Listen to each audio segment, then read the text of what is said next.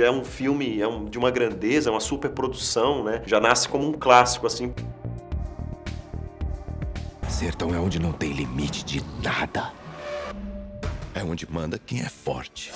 Queria começar dizendo que o filme tá lindo. Parabéns pra todos vocês. Tinha que deixar isso registrado aqui no vídeo. Eu queria que vocês me contassem um pouco como é trazer uma obra tão clássica, canônica pro contemporâneo. E a gente sabe que sim, existe o desafio do texto, de pensar esse texto pros dias de hoje, como vai fazer sentido, como esses personagens vão ecoar nos dias de hoje. E aí a gente tem vocês dois que já trabalharam nessa obra antes, no teatro. Então, como que é trazer isso, sendo que já viveu isso no teatro, mas vamos trazer isso agora para o cinema? Queria que todos vocês me falassem um pouco disso, né? O livro do Guimarães Rosa, Grande Sertão Veredas, ele foi escrito em 56, publicado em 56, e conta uma história do final do século XIX, né? Então, assim, ele é um livro de época para 56 e de época para hoje. Ele não era contemporâneo a Guimarães Rosa, né? O próprio Guimarães Rosa escreveu um livro de uma história de época. A gente trouxe essa história para os dias de hoje, um pouco no futuro, mas ele reconhece todos os dados de hoje, né?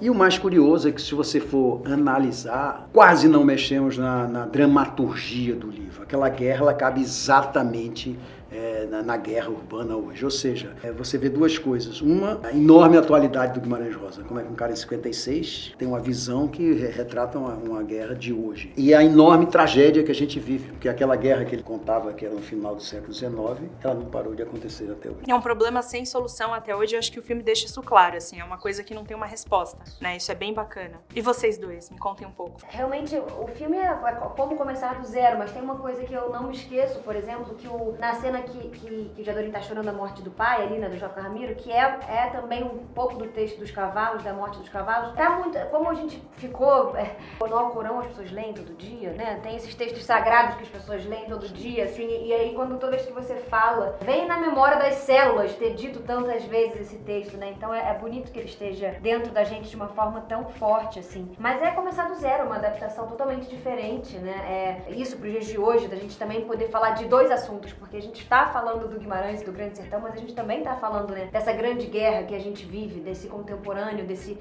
viver perigoso que é a atualidade do Brasil mesmo hoje, né? E essa tragédia brasileira, né, que não acaba, né, que é o abandono, os recantos abandonados do Brasil, as periferias e a ausência do Estado e a violência tomando o poder oficial tentando pela violência retomar esse poder, né? Então essa é um pouco o drama do Brasil, que não chegou a se desenvolver e já é uma ruína, né? Então essa história meio que é uma história que se repete sem fim, poderia ser contada em qualquer época. Então é a história da tragédia brasileira. Pode ser comparada com a tragédia grega, com a Guerra de Troia. E a invenção, a poesia no meio disso tudo, a invenção de uma nova língua, né? Recriar a língua, recriar a poesia, recriar a narrativa para colocar essa história num outro patamar. Então é isso que a gente faz. A gente trabalhou durante 3 anos com esse texto, quase como se ele virasse uma segunda natureza pra gente, virasse um arroz e feijão, assim, né? A gente dizer aquilo todo dia, experimentar todos os públicos, tentar dizer aquilo com comédia, tentar dizer aquilo com drama, tentar dizer aquilo com emoção e, de repente, ter essa missão. E com musicalidade também, né? Agora, no contemporâneo, entra isso, né? A gente tentar trazer a musicalidade urbana para as falas do Guimarães. Então tem batidas, tem algumas rimas que se ressaltam.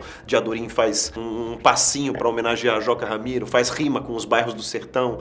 Então é como se a gente pusesse um pouco da batida, da linguagem, da métrica contemporânea, né, dentro do Guimarães sem mudar nenhuma palavra, né? Então essa que é a nossa missão mais sagrada, que é pegar o cânone e transformar em algo absolutamente popular, atual, fazendo essa transposição, respeitando totalmente o original e também podendo criar, podendo ser criativo, podendo dar nosso testemunho. É um filme de uma grandeza, é uma superprodução, né? Já nasce como um clássico, assim, porque ele tem todos esses elementos. O que diferencia um mártir de um herói? Eu queria que vocês começassem me falando um pouco da preparação. Na coletiva de imprensa, eu tava escutando vocês falando muito disso, do desafio do texto, que é preciso errar muito pra acertar também. Então me contem um pouco disso, como que foi receber esse material, esse preparo, entender como construir a partir disso. O Gael mandou um roteiro pra gente, já pronto, mas era muito, eu acho, importante pra todo mundo. Eu já tinha lido Guimarães há algum tempo atrás. Dá uma visitada nele. né? Mesmo que a gente tivesse aquela dificuldade de ler. Mas acho que foi importantíssimo dar uma visitada no Guimarães e foi importantíssimo também o encontro com o Caio, que já estava imbuído, mergulhado nessa pesquisa Guimarães desde a peça. O Caio fazia o Hermógenes. O Hermógenes, né? Desde a peça, eu vi a peça também.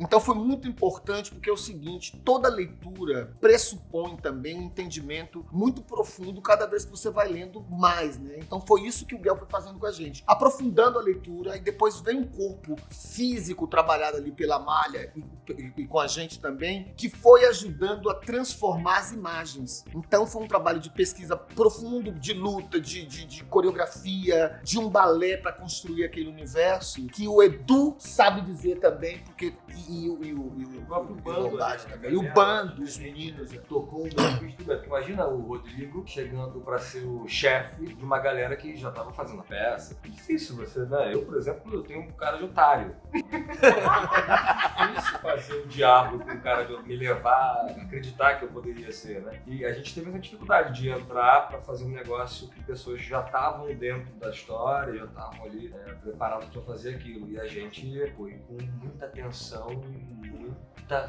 calma. E a gente teve um revés muito grande, que foi a pandemia, né? Que a gente começou os trabalhos, veio a pandemia e de repente todo esse trabalho que você viu, que é um trabalho físico, é um trabalho vocal, é um trabalho de entendimento, ele foi por grande parte feito via conferência. Então, cada um na sua casa, lendo aquele texto, entendendo e o Guel dando as premissas, as direções necessárias, mas no final ele falou assim, gente, agora zera tudo e quando a gente chegar no set, o entendimento que eu queria já tá aí, mas vai ser tudo do zero. E a gente foi construindo aquilo, a gente se ajudando, emprestando um pouco do que tem e roubando muito do elenco que já fazia peça. Se roubou pra gente poder tocar a mesma música. E eu queria até que vocês entrassem um pouco mais no detalhe dessa parte da construção, porque Bebelo e Joca mesmo tem essa dualidade muito grande do Guimarães, né? O que é bom, o que é mal, pra onde vai isso daqui, uma hora é anti-herói, no começo não é. E lembrando também que a gente tá falando do ponto de vista de um outro personagem, tem um narrador falando ali por eles. Como que foi isso pra vocês? Você parte o Guimarães durante o Grande Sertão, você pega frases ou momentos que revelam cada personagem. Quando ele fala o bem e o mal é tudo igual, então aqui a gente estabelece uma relação de não tem bem e mal, que são dois poderes. Agora, quem tá com a razão, nem quem faz e nem quem assiste sabe, porque é tão humano e todo mundo tem tudo dentro de si e tudo é capaz. O bem é bom, o mal é ruim, depende do ponto de vista de quem fala, de quem faz, de quem vê, da vida pregressa que você teve antes de assistir o filme. Tudo isso vai mexer nessa receita. O bolo vai sair diferente para você, para ele, para mim. A universalidade do Grande Sertão, ela se estabelece quando ele deixa todas as questões abertas.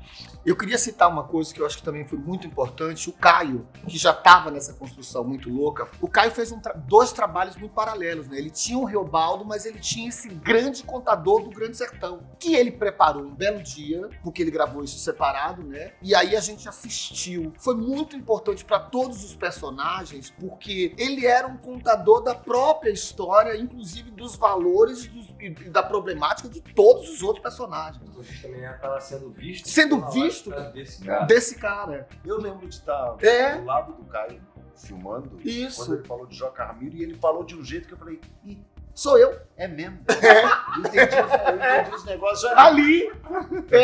Então, ao mesmo tempo, eles vão dando um pedal para você alicerçar esses personagens, entendeu?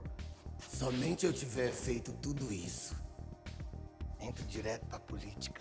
Guel, você estava até falando que os parceiros foram pessoas assim que te ajudaram a viabilizar esse projeto agora, né? Queria que você falasse um pouco disso, porque fazer um filme tão ambicioso quanto esse, uma adaptação tão grandiosa quanto essa, dá um medo, dá um nervoso, assim. E como que esses parceiros te alavancaram, assim, para isso? Como que... Eu tive esses dois parceiros, né? O Jorge, que é meu parceiro de muito tempo no roteiro, né? Que é possível, que é um Guimarães rosiano. O Jorge, ele sabe trechos de cor. Eu já sabia trechos de cor do livro antes de começar. Ele fechava o livro e recitava um pedaço. E a Flávia Lacerda, que foi minha parceira na direção, né? Que é uma pessoa... Porque realmente é uma tarefa para muitos, né? O elenco também, né?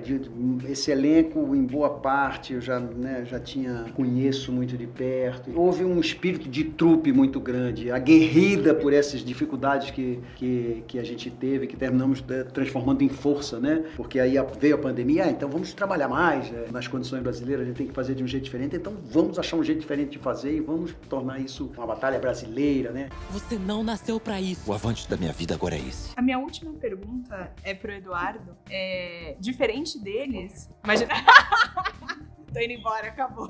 Diferente deles, o seu personagem encarna o mal ali por completo e é um pouco do que você tava falando também. Você é todo abobalhado e tal, e você teve que trazer um outro lado. Eu queria saber se em algum momento você cogitou a pensar no tal do método, né? Que tanto se fala recentemente, a gente tem Coringa, tantos personagens assim dificílimos. Como que foi pra você acessar isso? Você chegou a cogitar esse extremo também? Não, existem muitos métodos, né? Eu acho que o método que eu mais me pego é do Arthur, que nunca fez uma peça, na verdade. Ele escreveu métodos, nunca fez teatro. Ele falava, se você está mentindo para alguém, já é teatro. Eu gosto muito de fazer com que a pessoa acredite no que está acontecendo quando o que eu mais gosto quando eu vou assistir qualquer coisa de televisão, cinema, teatro, é quando eu esqueço que aquela pessoa é aquele ator. Eu estou vendo o Rodrigo numa peça, eu não estou ali vendo o Rodrigo.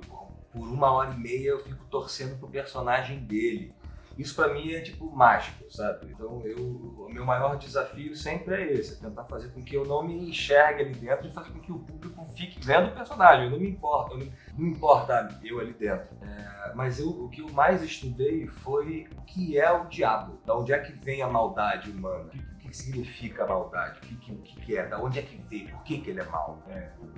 Toda maldade vem um pouco da inveja, mas que inveja é essa? Inveja de quê? Existem 1000 tipos de inveja. Não é só inveja de poder, às vezes a inveja tem pelo menos 7 tipos de invejas diferentes. Então eu tentei me aprofundar nessa figura do diabo. O que ele representa psicologicamente na sociedade, né? E que tipo de diabo seria esse? Porque existem milhões de diabos. Eu sou um diabo da criação, sou um diabo da provocação, eu sou um diabo... O Miguel é um diabo fazendo... Eu sou da cachaça, mas enfim. Todos nós temos nossos diabos. Só que esse é um diabo muito diferente, porque ele é um diabo da morte. Ele é o diabo da morte. Ele é a morte, ele é a figura da morte, né? Então ele é mais reto mesmo, ele atravessa com uma coisa mais sincera que tem na vida, que é a morte. E é muito bonito ver também como... Ah não, já é um spoiler, eu não posso. É muito bonito ver como ele na cena 22, que ele... Enfim. Porque eu não morro. Uma coisa que eu gostei muito desse filme, pra mim, acho que é o maior destaque, tirando também Eduardo Sterblich, que tá fenomenal. Você também tá maravilhoso, mas ele foi uma grata surpresa de um vilão, uma coisa assim muito fantástica. A forma como a identidade de gênero e a sexualidade de Adorina, enfim, tentando até usar o gênero neutro aqui assim, porque uma coisa tão maravilhosa, não se sabe. E eu tava comentando isso com outros colegas depois da sessão, porque abre tantas abas na tua cabeça, você não sabe até se é uma pessoa transgênero, você não sabe pra onde vai essa sexualidade. O filme deixa isso em aberto, e isso é um frescor atual muito bacana pra obra. Então eu queria que você falasse um pouco disso, como foi trazer isso pro papel? Porque eu imagino que muito, claro, foi do texto, mas muito de você também. Super, porque tem um desafio enorme, porque o de Adorim, se você juntar tudo que ele fala no livro, dá 5 linhas, né? A gente só conhece ele através do olhar do Riobaldo, né? E a gente teve que quando você tem que encarnar um personagem, ele tem que ser real, e aí ele vai se descolar também nesse lugar de idealização, né? De Adorim é minha neblina, né? Uma coisa assim, então ele tinha que existir. E fomos nos apegando a algumas coisas, né? A cada escolha uma renúncia, digamos assim. Mas uma coisa que eu queria muito que de Adorim continuasse é que ele continuasse sendo um problema e não uma solução. Então eu fico muito feliz que você diga isso, porque não se sabe, porque eu acho que o de Adorim tem uma coragem, digamos assim, que nenhum de nós tem. Nem os cis, nem os trans, nem os não binários. Não, ele tem uma coisa que quando o Nhorinhá fala de Adorim é de Adorim. E tem uma coisa bonita que a Judith Butler fala, que ela fala assim, o gênero ele nos forma, mas ele também nos afasta muito de quem nós somos, né? E eu acho que de Adorim não tá pensando em nada disso, tá? Então eu acho que é isso que a gente tá pensando. E eu acho que é legal de pensar isso através do olhar da criança. E ela ali é maravilhosa, tal, e ela luta, e ela é a melhor, ela é filha do chefe, ela tá maravilhosa, o pai chega e ela mostra, e ele dá uma sentença. Ele diz, você não pode, você é mulher. É quase como se ela descobrisse, ela não sabia. E aquilo que não, a gente sabe quando acontece isso na nossa vida, né? Todo mundo sabe. E ela fala, hã? Ela não se conforma, assim como o Riobaldo fala, por quê? Acho que o Diadorim também fala, por quê? Por quê que é assim? Que coisa mais terrível. E tem uma coragem de enfrentar muito bonita. Então eu acho que o que há de mais perigoso, digamos assim, no Diadorim, ele é o mais violento. Eu queria que fosse um dos mais fortes. Eu queria que fosse, que ele tivesse essa coisa no corpo, de ser forte, de lutar, de ter esse masculino mesmo. Mas eu acho que o que há de mais perigoso no seu lado homem é o seu feminino. Porque eu falei, como é que eu posso ser o mais perigoso? O que é no mundo mais perigoso no mundo de homens, né? Não é você ser o mais forte ou o mais truculento. Talvez seja você questionar a sexualidade desses homens, porque acho que o masculino tem essa coisa do passaporte pro mundo, o mundo é deles, mas o terreno de dentro é desconhecido. Então eu acho que o que eu achei que poderia ser muito provocante de pegar aqui, já tem no livro um pouco, essa provocação que o Diadorim traz, enquanto isso tudo, enquanto nesse mundo dos homens falar, vocês acham que vocês entenderam tudo? Olha esse perigo aqui. E eles ficam loucos, né? Eles não sabem se eles têm atração, se eles não têm atração, e ele gosta desse perigo e de bancar também esse perigo. Por isso que eu acho que ele é o mais corajoso. Claro, ele é muito forte, ele é muito violento e tal, mas essa coragem poucos têm. Com certeza. Gente, muito, muito, muito obrigada. Obrigada a você. O diabo não existe. Ele vive dentro do homem.